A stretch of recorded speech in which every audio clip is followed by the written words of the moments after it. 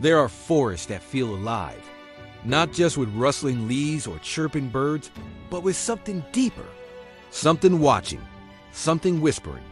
This is the story of one such forest, a place where people hear voices that mimic their own, where trees seem to speak, where silence is never truly silent.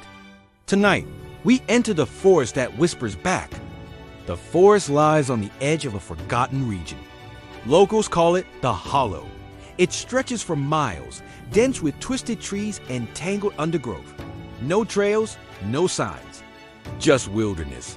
But those who enter speak of strange things, whispers, echoes, voices that seem to come from nowhere and everywhere.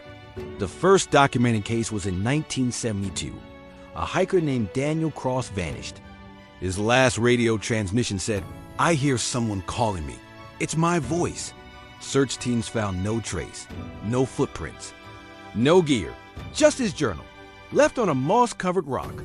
The final entry read, "The forest knows my name." Since then, dozens have reported similar experiences. Campers hear whispers at night. Hunters feel watched. Some say the forest speaks in languages they don't understand.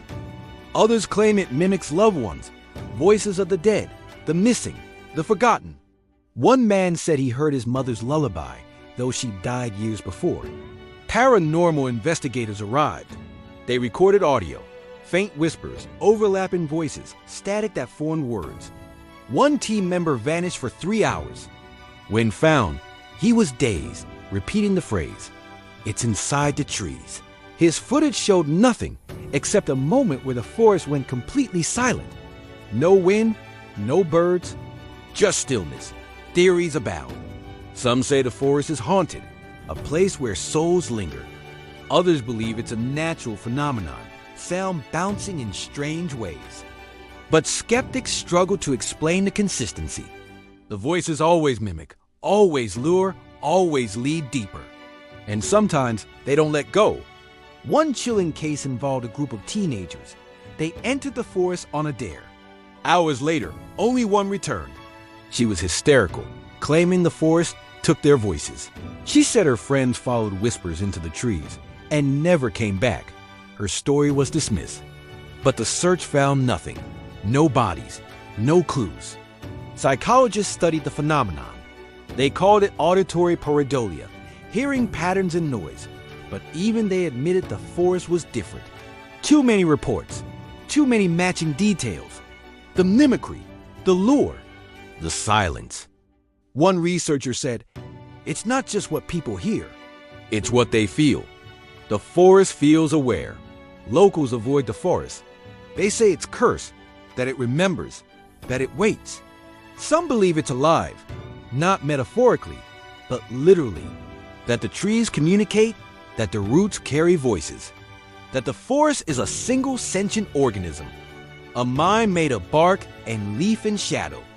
The forest has inspired stories, films, and nightmares. It's become a symbol of fear, of the unknown, the unseen, the unheard. But for those who've entered, it's more than legend. It's real, and it whispers, always whispers. Sometimes in your voice, sometimes in theirs.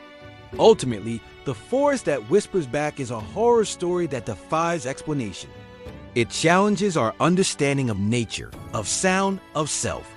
It reminds us that silence can speak, that echoes can lie, and that sometimes the scariest voice is the one that sounds like your own.